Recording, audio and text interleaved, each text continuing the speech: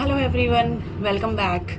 तो आज हम लोग जो बात करने जा रहे हैं ना, हम लोग बात करेंगे कि जब हमारी अर्ली प्रेगनेंसी होती है, हमें प्रेगनेंसी का पता चलता है, तो हमें कौन सी ऐसी 10 बातों का ध्यान रखना है। ठीक है, आज हम उसके बारे में बात करेंगे।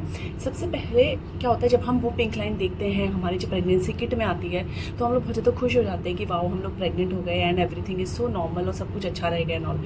बट ऐसा नहीं है। जब आपका वो किट में पॉजिटिव आता है, तो उसके बाद आपको कुछ चीज़ों का बहुत ज़्यादा ध्यान रखना है। वो कौन सी ऐसी चीज़ें हैं जो आपको स्टार्टिंग के फेज़ में करना है, क्योंकि जो स्टार्टिंग के 3 मंथ्स होते हैं, उस टाइम पे ऑर्गेनोजेनेसिस होता है, मतलब बच्चे के ऑर्गन्स बनते हैं, सारे पार्ट्स बनते हैं। जो 3 मंथ्स होते हैं स्टार्टिंग के, वो बहुत ज़्यादा क्रूशियल होता है। आपने सुना होगा कि हमारे जो बड़े लोग होते हैं वो लोग ये बोलते थे कि जब 3 महीने कंप्लीट हो जाए या 4 महीने कंप्लीट हो जाए तो ही किसी को डिस्क्लोज़ करना, तो ही किसी को बताना। तो उसके पीछे रीज़न होता था क्योंकि फर्स्ट 3 मंथ्स में प्रेगनेंसी स्टेबल होने के चांसेस लाइक 50-50 रहते हैं कि वो होती भी है। मोस्ट ऑफ द मिसकैरेज जो होते हैं वो फर्स्ट 3 मंथ्स में ही होते हैं।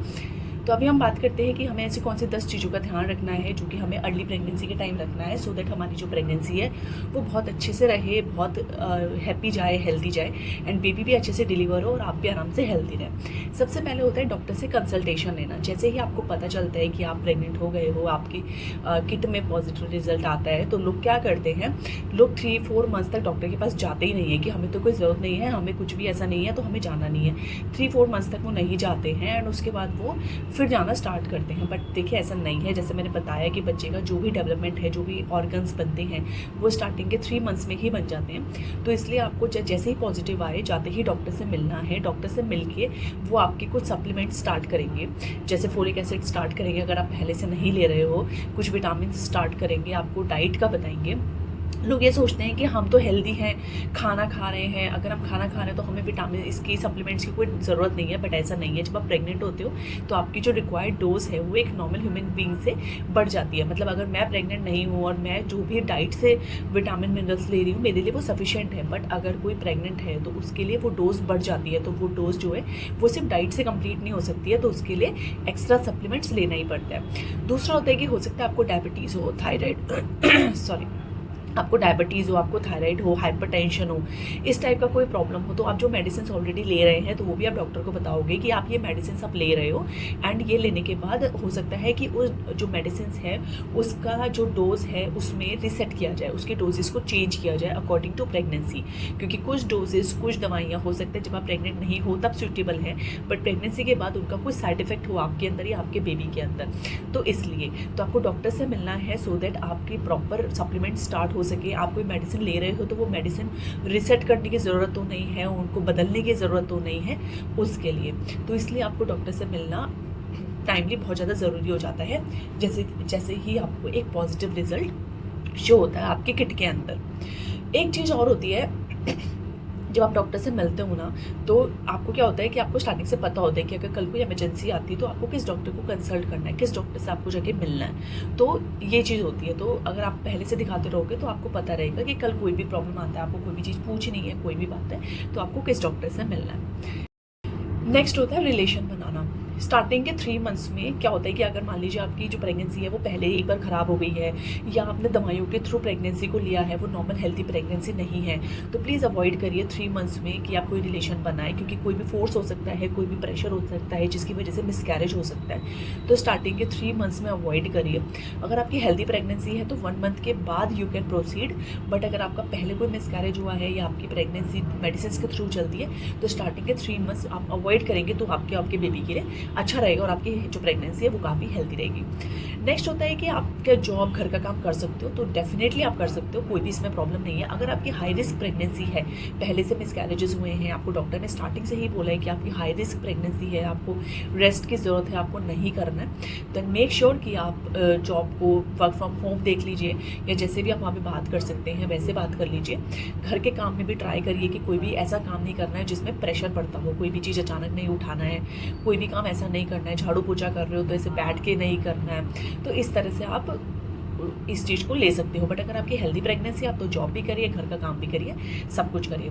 नेक्स्ट होता है कि बहुत ज़्यादा सब कंसर्न होते हैं ट्रैवलिंग के लिए। तो देखिए फर्स्ट 3 मंथ्स में तो मैं यही बोलूँगी कि ट्रैवलिंग को अवॉइड करिए।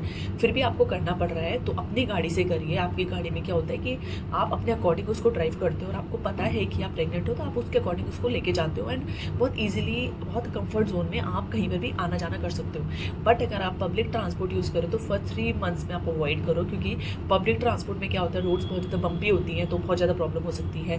प्लस जो ड्राइवर है वो और पैसेंजर्स के अकॉर्डिंग चलाता है, वो सिर्फ ये नहीं देखता है कि सिर्फ एक प्रेग्नेंट लेडी है तो मैं उसके अकॉर्डिंग गाड़ी को चलाऊँ, है ना। तो कुछ भी ऐसा होता है तो वो उस चीज़ को इतना सीरियस नहीं लेते हैं। तो बेटर है कि अगर आप ट्रैवल करना चाहते हो तो फर्स्ट 3 मंथ्स में अपनी गाड़ी में करो, और अगर आप अवॉइड कर सकते हो तो वो तो बहुत ही बेस्ट है। नेक्स्ट होता है घर के क्या काम करने हैं, कर सकते हैं तो कैसे कर सकते हैं। जैसे कि मैंने बताया, आप झाड़ू पोछा कर लो बट खड़े होकर कर लो। किचन में आपको बहुत ज़्यादा देर खड़े नहीं रहना है, 5 से 10 मिनट कहीं खड़े हो ना, उसके बाद आपको बैठ जाना है। तो मेरे कहने का मतलब ये है कि आप घर का सारा काम कर लो बट थोड़ा रेस्ट ले लेके, मतलब आपको थोड़ा फ्रिक्वेंटली रेस्ट लेते रहना है और उसके बाद धीरे धीरे करके आपको काम करते रहना है। बट अगर आपकी कोई मेडिकल कंडीशन है, आपको बेड रेस्ट बोला गया है, आपको रेस्ट करने के लिए बोला है, तो आपको कुछ नहीं करना है, आपको अपना प्रॉपर बेड रेस्ट करना है।